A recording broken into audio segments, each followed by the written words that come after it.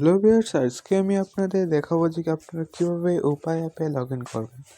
উপায় অ্যাপে log in করার জন্য আপনাদের যে কাজটি করতে হবে, প্রথমে উপায় অ্যাপটি ডাউনলোড করবেন। তো ডাউনলোড করার জন্য সরাসরি চলে যাবেন গুগল প্লে স্টোরে। আসার পর এখানে সার্চে ক্লিক করে লিখবেন উপায়। তো আমি উপায় লিখলাম, উপায়। আচ্ছা, লেখার পর এইরকম আসবে। আসার পর এখান থেকে আপনার উপায় অ্যাপটি ডাউনলোড করবেন। তো আমার যেহেতু ডাউনলোড করা আছে, তো এখান থেকে আমি ওপেনে ক্লিক করলাম। ক্লিক করার পর এইরকম আসবে। তো এখান থেকে আমরা লগ ইন করবো। তো লগ ইন করলাম। লগ ইনের জন্য লগ ইনে ক্লিক করার পর এখান থেকে হোয়াইল ইউজিং দ্য অ্যাপ এটা দেবেন। তারপর